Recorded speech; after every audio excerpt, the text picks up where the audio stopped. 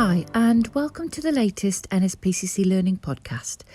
The episode you're about to listen to was recorded in January 2022 and focuses on shame, denial and minimisation when working with children and young people who have displayed harmful sexual behaviour.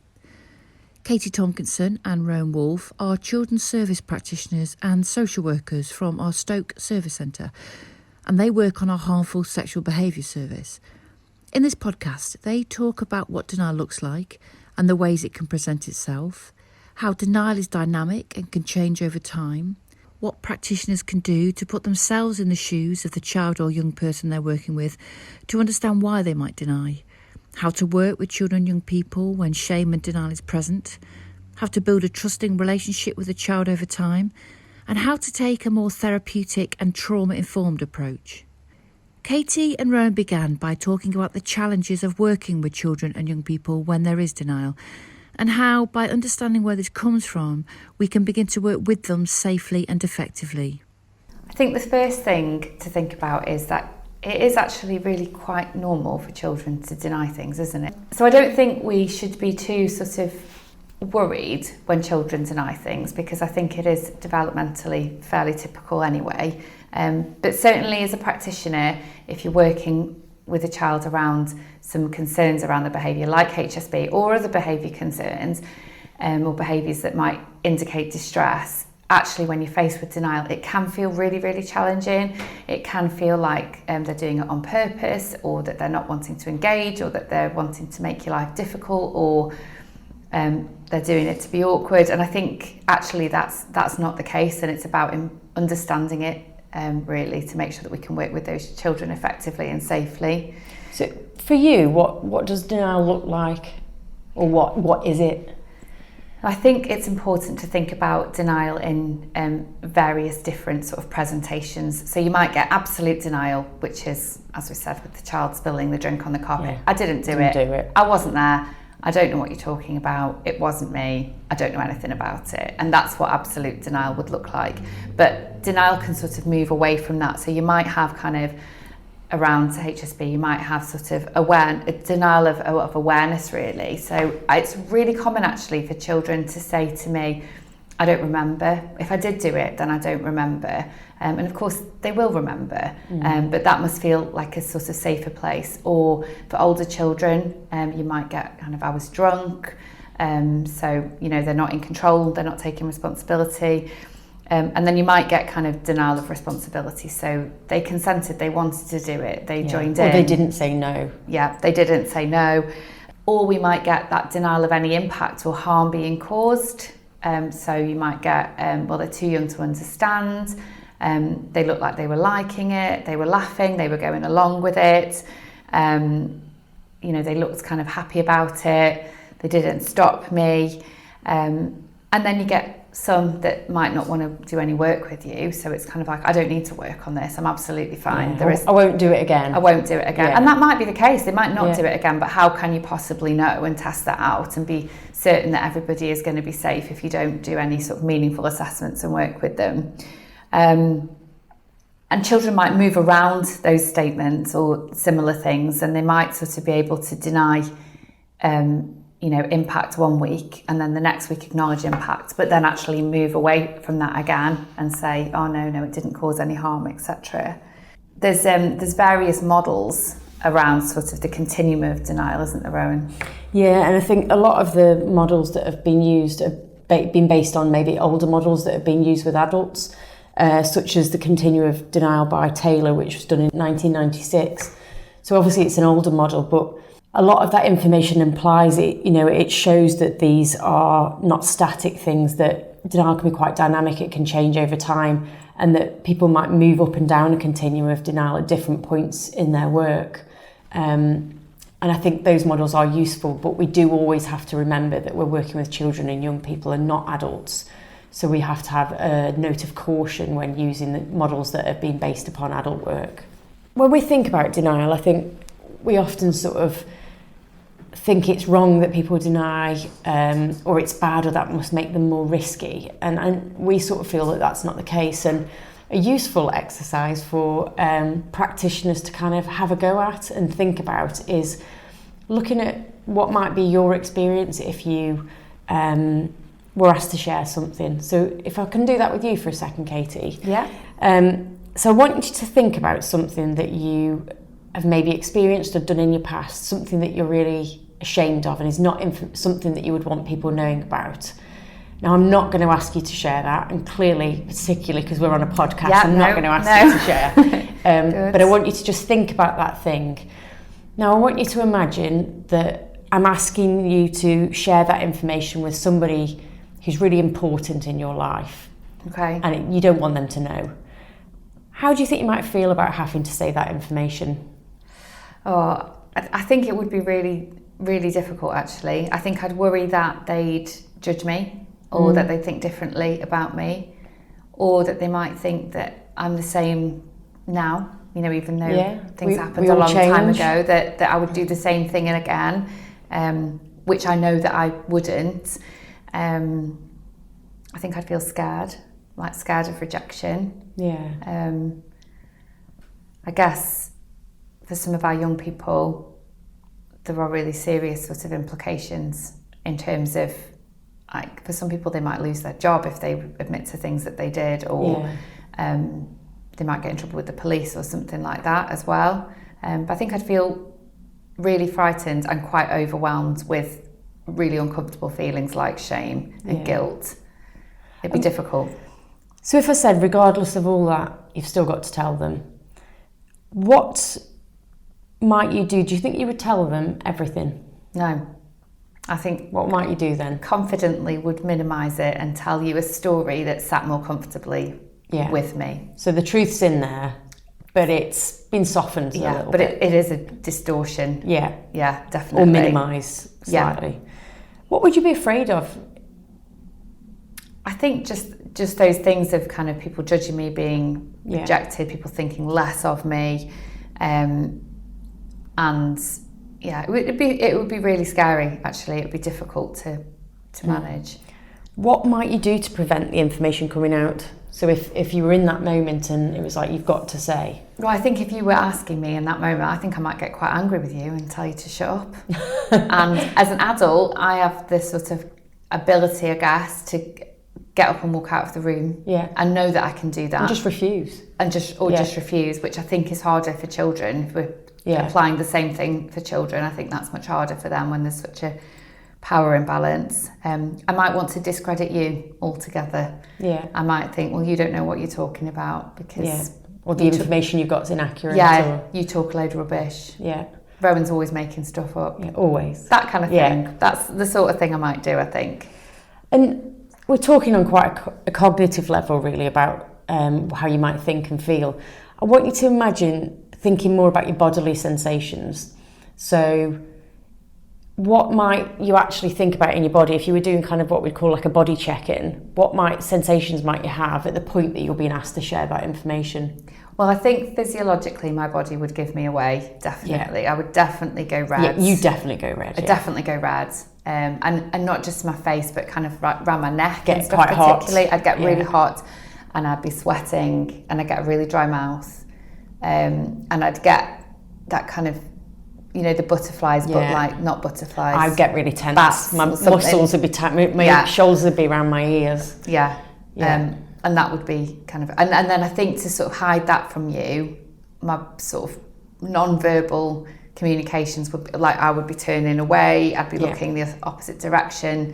I would struggle to kind of have any eye contact with you because I'd want to be hiding, and I'd be leaning back, I think, away from you as well physically if I couldn't get out and walk out of the room. Yeah. And I think what we need to do is really think about what we're asking of children and young people. They're often in a dynamic between them and the professional, and the professional is holding all the power. And the child can be in this position where they feel they're being forced to share something that they might be incredibly ashamed of. They might have a lot to lose by saying it. And I think we can sometimes, as professionals, forget actually just how much we're asking them to do and risk.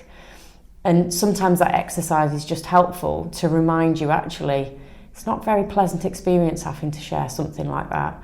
I mean, I think the closest probably the majority of adults would be thinking is if they had to go to the doctor and talk about a sexual problem that they might have, or something about an intimate part of their body, and that discomfort of having to go and share that. Well, you imagine that's then something that is not a legal thing that you've done, that someone's been hurt because of that, and you feel very ashamed.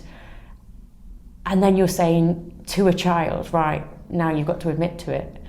I think we've just got to remember that denial serves a very important function to protect people's self-identity, to keep them safe in lots of ways. We need to take care, don't we? And I think, like you say, it's not just, particularly around harmful sexual behaviour, it's not just the kind of, that maybe obviously they've got it wrong and that they've harmed somebody, but actually just asking any young person to talk about anything to do with sex where they're still very much right in the kind of middle of this complex stage in development and trying to work things out themselves, and they haven't sort of landed on making peace with their sexual identity.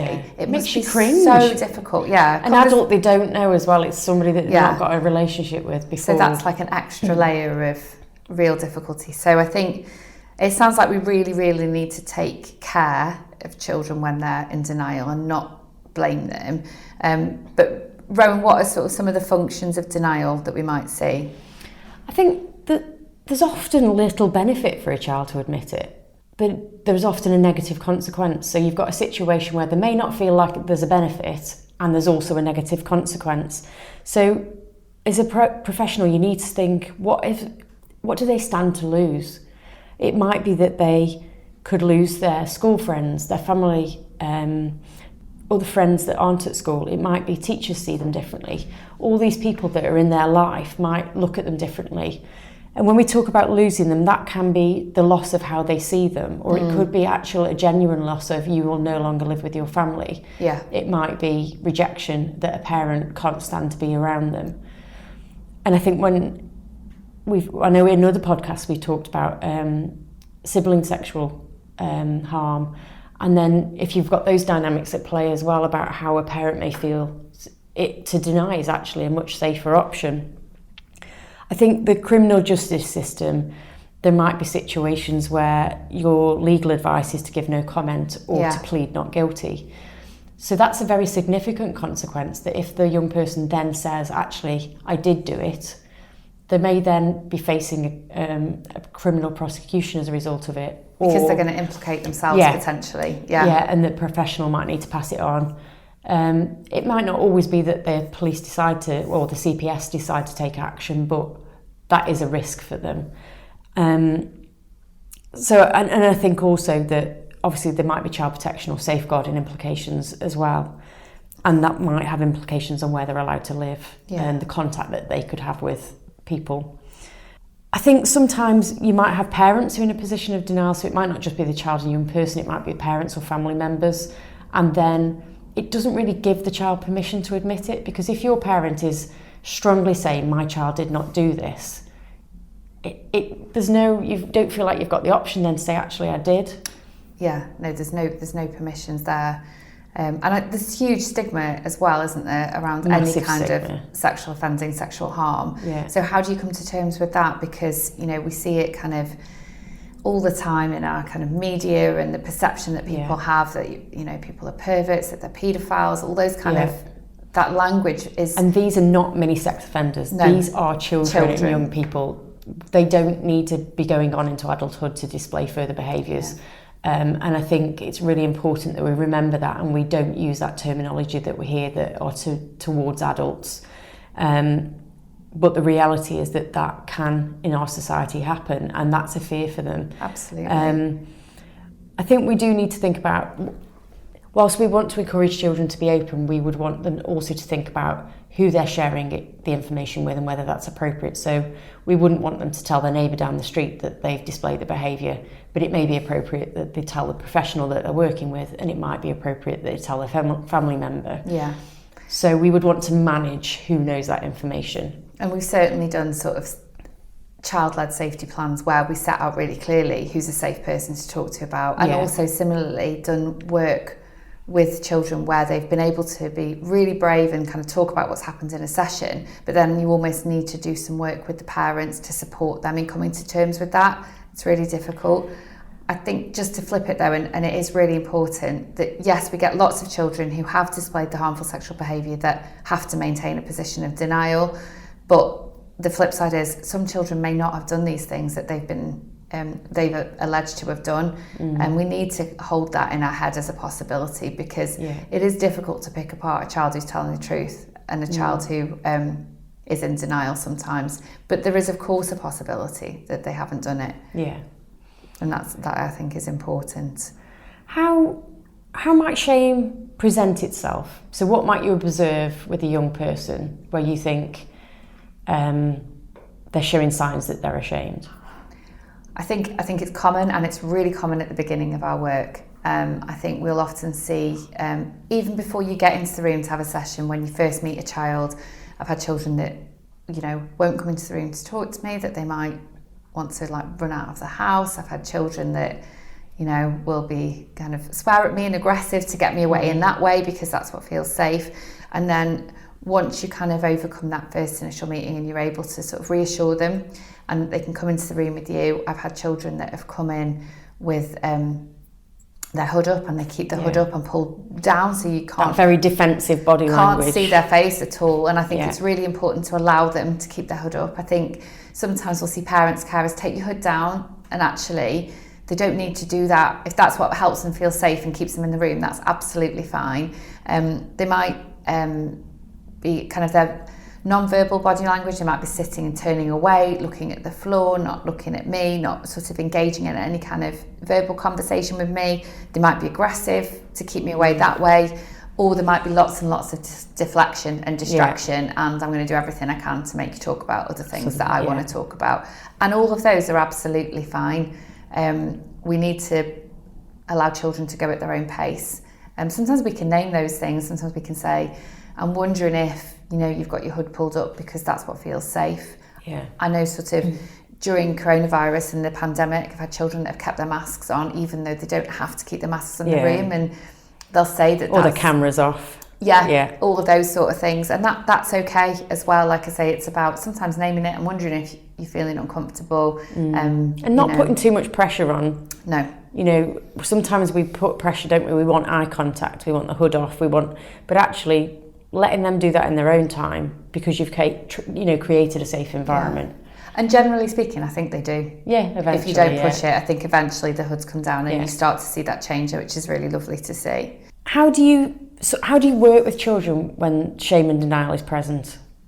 I think at the beginning, you've got to be very careful to be clear about why you're coming and transparent about it, but not put them in a position that kind of forces them into denial. So you might want to lay out very concisely what you know about the harmful sexual behaviour and why you're going to be working with them, but then quickly move that conversation on, so it doesn't give them an opportunity to say, yeah, but I didn't do it. Yeah, but I don't know anything about it. You might say, oh, we know that, it's because something's happened to your cousin where you've sexually harmed them, and, but we're not going to talk about that today. We're going to talk about that next week. And then you kind of, or not next week, but like as the work goes on, and then you move the conversation away from it, because I think the risk is that if you give them opportunities at the beginning when they're feeling really quite overwhelmed with shame and fear to say, I didn't do it, then it's a harder place to come back from to then be honest about what happened, even if they want to, because they think, oh God, that means they know I've lied to them sort of but you 4 don't or 5 times. You don't want to act like it didn't happen, or that's not what you're there for. You need to be clear that that is what you're there for, and that you believe that's happened. Yeah, and I think it's acknowledging some of the risks as well. So when you get into that place of where they're saying, if they do say, I didn't do it, or it wasn't an impact, and I think the reflection back is to say, okay, and acknowledge that you can hear what they're saying, but actually suggest them that that's telling me that you're not quite feeling safe enough to talk to me about that yet, and that's okay. We don't need to talk about that today. I think that's absolutely fine. I think fundamentally it's about building that trusting relationship with that young person, that unconditional positive regard, so that they can trust you to talk. And they might never, for all the reasons that we've outlined, it might always remain the safer choice to never admit to what's happened. But for some young people, they can move on and they are able to kind of be open and honest about what's happened. But it does take time, and it takes real investment in that relationship. But do you think that kind of working with denial and our view of how we work with denial has changed over the years? Yeah, I think there used to be a perception in this work that a person needed to admit what they'd done to move on, and they needed to take responsibility or accountability for what they've done. And I think that stemmed a lot from adult services, where I think there's a growing recognition that these are children and young people, and we need to take a more therapeutic and trauma-focused approach to the work with children. So we can work in different ways to work around that denial without pushing them to a position of changing. I mean, let's face it, as a practitioner, if a child acknowledges what they've done, can learn to understand it and articulate it and take responsibility, it feels a lot better, doesn't it? It feels nicer. I feel more confident that I can say they've moved on. But the reality is that's not always something that they're able to do, and especially if they're in a position where they could lose family members or criminal consequences, you might be asking themselves to actually put themselves at risk, and that, you know, there could be risk of physical threat if they admitted to what they've done. So yeah, I think services are moving on in how they see this work. And I think the research base will evidence, won't it, that actually denial and increased risk don't go hand in hand. Yeah. And if I think back to that exercise you did with me, just because I wouldn't want to tell you about what it is, doesn't mean for a second that I have any intention of doing it again. Yeah. So I suppose it's about that personal responsibility and personal honesty about what's happened. So Rowan, how are some of the ways, what are some of the approaches that you might use if you're working with a child and young person who is remaining sort of fairly fixed in their denial? What might you do? Sometimes I name the denial, so I'm not necessarily saying to them you're in denial, but I might look at what denial is and what purpose denial serves for people. So I might use an exercise where I get denial statements. That might be things like the different reasons why someone might denial. So I'll pick things like my parents won't love me, people might think I'm a pervert, I may never get a job. And these statements are all things that we've heard many young people say over a period of time. And when I hear different experiences, I might increase the different statements that I've got. And then I'll give them to the young person and say, what do you think are some of the reasons why people might feel the need to deny or minimise? Or so you're not asking them why they deny? No, it's a more generic thing. But actually what the young person's most likely to do is pick things that they can relate to, because they're the reasons that it might be why they're denying it, and that might give you an insight to some of those reasons, and they may be things that you can then subtly work on and support them with. So if, for example, it's the fear of the loss of the parents, because I'd be doing at the same time we're doing parent work, I might be talking to the parent about how they feel about it, how would they feel if their child acknowledged it, and if I felt very sure that the parent could give an appropriate response, I might need to bring them together and ask that parent to name that for them and say, we believe that this happened. So there's different ways of that. I also might just do sort of third person work in case studies. So, this is a scenario where such a body has done, and then I'll state the behaviour. And then I will ask them to unpick that scenario about who might have been thinking and feeling, what was going on in the scenario, why did that happen. But I might have picked a behaviour that is very similar to that young person's experience. Not identical, but similar, because again, they're going to draw on their own experiences from that. Yeah.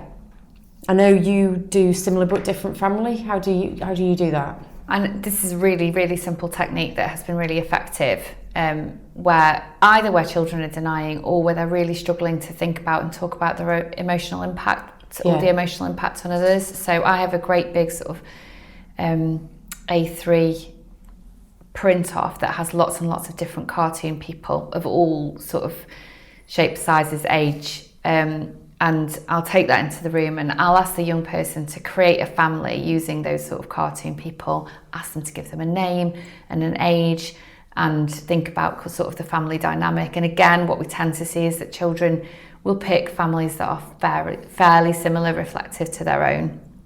And then I will put in scenarios for that family that I know are similar but slightly different to their own experiences. So if a child's parents are separated but they're really struggling to sort of be able to tell me what that feels like for them, then I might talk about, the the parents in their made-up family that there's been a divorce, and how does the sort of the little girl or the child feel about that? And often children are able to talk in that way with such insight and such thought about emotional fallout impact, in a way that if I'd said, how do you feel about your parents separating, they would never they'd just shut down, they'd never be able to do it. And then I might think about introducing a similar but different scenario of harmful sexual behaviour, or any other sort of behaviours where we're, if they're also displaying sort of angry, aggressive behaviours, or, other behaviours that are indicating distress, put that in. And now we know that, the kind of the older child has sexually harmed the younger child, and how does the older child feel, and what was going through their head at the time? What do you think is the younger child is thinking? But because they've been given names and identities, it kind of externalizes it, I think, from their own experiences, and they can talk really quite freely in a way that they wouldn't be able to do.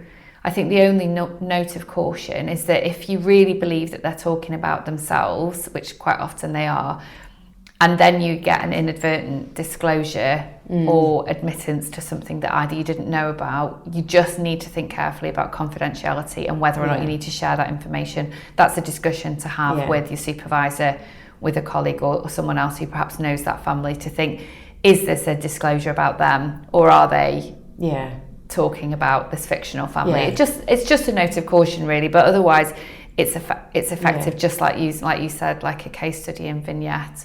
And I think it's not about colluding with the young person or trying to pretend it didn't happen.